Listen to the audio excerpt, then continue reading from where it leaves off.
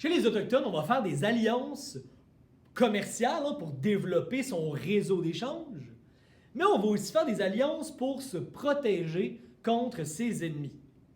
Parce que quand les alliances ne fonctionnent pas, on prépare la guerre. Il y a beaucoup de rivalité chez les Autochtones, entre les différentes nations, les différents groupes linguistiques. Pourquoi on se bat? Pourquoi deux enfants se battent ensemble? Parce qu'ils veulent le même jouet. C'est un peu les mêmes raisons que pourquoi on se fait la guerre aujourd'hui. Pourquoi on se fait la guerre?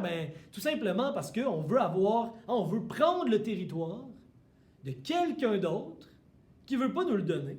Donc, on fait la guerre pour ça, parce que sur ce territoire-là, il y a des ressources qui nous intéressent, des richesses naturelles que nous, on ne possède pas assez sur notre territoire.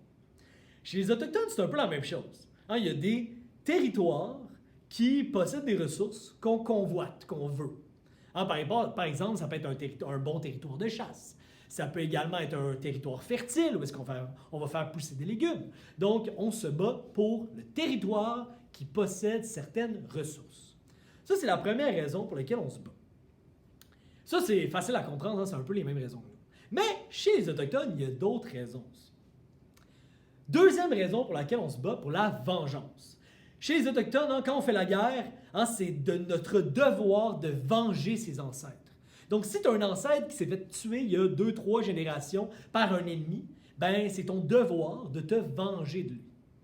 Donc, il m'attaque, je le contre-attaque, il m'attaque, je le contre-attaque, il m'attaque, je le contre-attaque. Ça crée une espèce de cycle infini de la violence. Puis il y a même des guerres qui durent depuis des générations chez les Autochtones.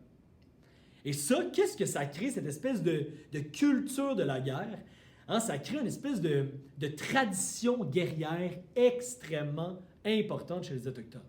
Très jeunes, les jeunes garçons, ils vont apprendre l'art de la guerre, l'art de se battre.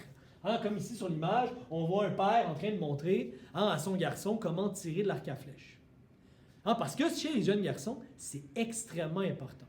C'est par la guerre que les jeunes garçons vont prouver leur bravoure, vont prouver qu'ils sont forts et qu'ils sont courageux au reste du groupe.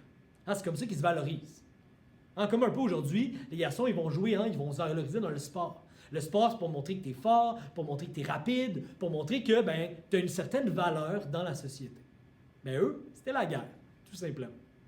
Donc, on va faire la guerre beaucoup, beaucoup, beaucoup. Et la guerre, ça se passe principalement l'été.